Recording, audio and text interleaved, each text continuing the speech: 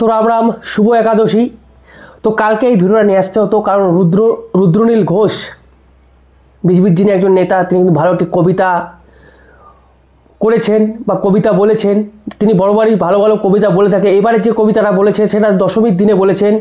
সমস্ত বাঙালি হিন্দুদের এবং সমস্ত হিন্দুদের তিনি দশমীর বিজয়া জানাতে গিয়ে কিন্তু এই কবিতাটি করেছেন এবং এই কবিতার প্রতিটি ছন্দে ছন্দে তৃণমূলকে তুলে ধরা করেছে, মাননীয় মুখ্যমন্ত্রীকে তুলে ধরা করেছে বা কটাক্ষ করেছে বলা যেতেই পারে।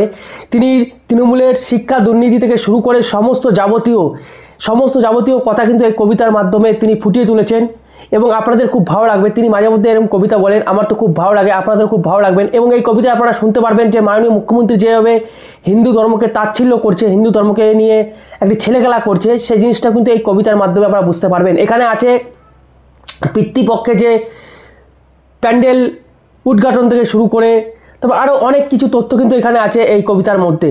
তো চলুন কবিতাটা আমার সঙ্গে আপনারাও শুনুন, আপনাদের খুব ভালো লাগবে আশা করি। আমার তো খুব ভালো লেগেছে ভাই, আমি যখন শুনছিলাম আমার খুব ভালো লাগছে। তো চলো আপনাদেরকেও শোনাই, কালকে ভিডিওটা করতে হতো। আজকে মায়ের বিদায় বেলা, মন খারাপের সুর।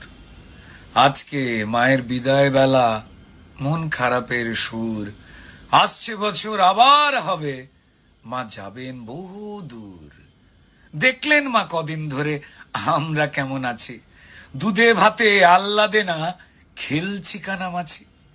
দেখলেন মা অনেক জনে হাঁটছে পা খুঁড়িয়ে, নতুন জুতোর ফোসকা নাকি অভাবটা ছিল জড়িয়ে। অঞ্জলিতে মা দেখলেন শুকনো বহুমুখ, চাকরি হারা সব হারানো মুখগুলো উন্মুখ। মাকে যেন বলল তারা আর কতদিন মা, মাকে যেন বলল তারা আর কতদিন মা, যোগ্য হয়েও অযোগ্য ছাপ মুক্তি পাবো না। সরস্বতীর মুখটা ছিল সবচেয়ে থমথমে, কারণ কদিন আগেই তার পুজোরই সংখ্যা গেছে কমে। হাজার আটেক বন্ধ স্কুলে ঝুলছে বিরাট তালা, রক্ত মাখা মাস্টারেরা বুকে বিরাট জ্বালা। লক্ষ্মী গণেশ উদাস ছিল ঝলমলে প্যান্ডেলে, তাদের খুশি হবার মতো কারণ গেছে চলে। পকেটে টান জনগণের, তবু শুকনো মুখে হাসি। অভাবে কেউ পড়ে যায়, ভাত রুটি সব বাসি। যাই হোক, কেউ সাবেকি কেউ বা থিমের সাজালো প্যান্ডেল, কেউ সাবেকি কেউ বা থিমের সাজালো প্যান্ডেল। দর্শনার্থী নতুন জুতোয়, তবু কেউ ছেঁড়া স্যান্ডেল। মাঝরাতে কেউ খিদের চোটে খেলো ঠান্ডাই এগরোল। ভিড় লাইনে গুঁতো গুঁতি, পড়ে কারুর হাঁটু ফুলে ঢোল। কেউ পরিবার বন্ধু নিয়ে ঘুরলো নিজের মতো, কেউ পরিবার বন্ধু নিয়ে ঘুরলো নিজের মতো।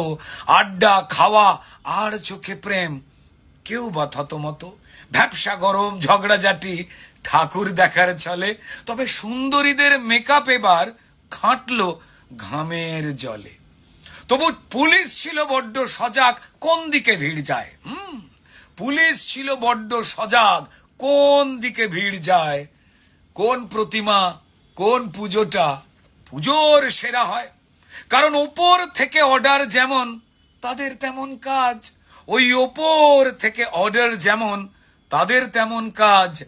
নেতার পুজোয় ভিড় না হলে পড়বে তাদের মাথায় বাজ। তো বাজেট বুঝে সবটা হলো, ছুটির খাতা শেষ। লক্ষ্মী পুজোর হিসেব রেখে সবাই তাসের দেশ। দেখলেন মা কে আবেগে কে হিসাবে করলো এবার পুজো। পিতৃপক্ষে উদ্বোধনে কে ছিল আর বুঝো। যাক সে কথা বাড়বে ব্যথা আজ বিদায়ের দিনে। তবে বিসর্জনের সিঁদুর খেলার পরে অসুর রেখো চিনে। মহিষাসুর পড়বে জলে, রাখবে না কেউ ত্রুটি।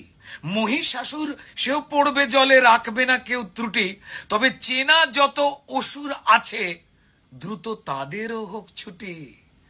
বিদায় বেলায় সিঁদুর খেলায় আকুল সবার মন, বিদায় বেলায় সিঁদুর খেলায় আজ আকুল সবার মন, আমার উমা আমার ধর্ম, বাঁচুক সনাতন।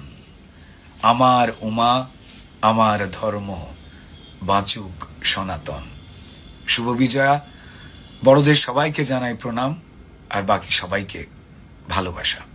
ভালো থাকবেন। নমস্কার। শুভ বিজয়া। তো আপনারা শুনলেন কবিতার প্রতি ছন্দে ছন্দে বাস্তব চিত্র কিন্তু ছিল, বা বাস্তব চিত্রটা এখানে রুদ্রনীল ঘোষ কিন্তু তুলে ধরেছেন। পশ্চিমবঙ্গের যে চাকরিহারারা, শিক্ষকরা যোগ্য শিক্ষক হয়েও তারা মানে দাগিদের মতন ঘুরে বেড়াচ্ছে। তারপরে যে কাজ নেই, কাজকর্ম নেই পশ্চিমবঙ্গে, তার ফলে পরিযায়ী শ্রমিক হচ্ছে। আপনারা সমস্ত শুনলেন কবিতায়, এবং বাস্তব চিত্রটা তুলে ধরলেন। এবং তিনি আরও বললেন যে অসুর রেখো চীনে, যাদের কারণে আজকে পশ্চিমবঙ্গের অবস্থা। পশ্চিমবঙ্গে যাদের কাজ নেই, যাদের কারণে আজকে শিক্ষকরা চুরি, শিক্ষকদের আজকে অপমান হতে হচ্ছে, যারা আমাদের গুরু, সেই গুরুদেবদের আজকে অপমানিত হতে হচ্ছে। এবং এই বললেন যে সরস্বতী পুজোর সবথেকে মুখটা আর কি দুঃখী ছিল সরস্বতী ঠাকুরের, কারণ সরস্বতীর পুজোর সংখ্যা কিন্তু কমে গেছিল। আপনারা সকলে জানেন সরস্বতী পুজোর সংখ্যা স্কুলে কমে গেছিলো, কারণ স্কুলগুলোতে তালা ঝুলছিল। তালা এই কারণেই ঝুলছিল, শিক্ষক ছিল না। কারণ শিক্ষক যদি দুর্নীতি হয়, শিক্ষাক্ষেত্রে যদি দুর্নীতি হয়, তাহলে শিক্ষক আসবে কোত্থেকে? সেই চিত্রটা কিন্তু তিনি তুলে ধরলেন তার কবিতার মাধ্যমে। এবং আমি তো ভাই স্যালুট জানাবো তাকে, সত্যি তিনি অসাধারণ বলেছেন এবং বাস্তব চিত্রটাকে তুলে ধরেছেন। এবং অসুরদের লাস্টে যে চিনে রাখতে বললেন যে কারা অসুর, অসুর তো না জলে ভেসে যাবে, কিন্তু মানব সমাজেই ঘুরে বেড়াচ্ছে বিভিন্ন অসুর, তাদেরকে চিনে রাখুন, যাদের কারণে আজকে পশ্চিমবঙ্গের প্রায় 1 কোটি 1.5 কোটি মানুষ পরিযায়ী শ্রমিক, যাদের কারণে পশ্চিমবঙ্গে একটা বড় কোনো কোম্পানি বসেনি, যাদের কারণে তাদেরকে চিনে রাখতে হবে এবং তাদেরকে বিদায় করতে হবে, সেটাই হচ্ছে মূল কথা।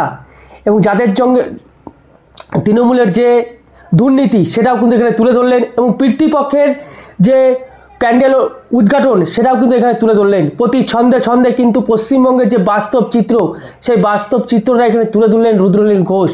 তো আপনাদের কেমন লাগলো আপনারা অবশ্যই কমেন্টে জানাবেন। আপনারা তো অনেকে আমার ভিডিও দেখেন না, জানি না কেন দেখেন না, কিন্তু আমার ভিডিও আপনাদের যদি ভালো লাগে লাইক করুন, চ্যানেলটিকে সাবস্ক্রাইব করুন।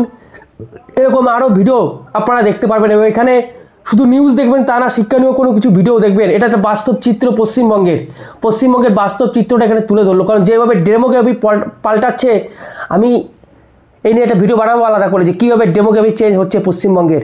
এবং ডেমোগ্রাফির ফলে কিন্তু স্কুলের সরস্বতী পুজো অনেকটা বন্ধ হয়েছে, এবং আদি পুরনো দুর্গা পুজোগুলো কিন্তু বন্ধ হতে চলেছে। আপনারা একটু খোঁজ খবর নিয়ে দেখবেন, আমি বারবার বলে থাকি। তো ভালো থাকুন, সুস্থ থাকুন। রাম রাম, ভারত মাতা কি জয়, বন্দে মাতরম, জয় শ্রীরাম।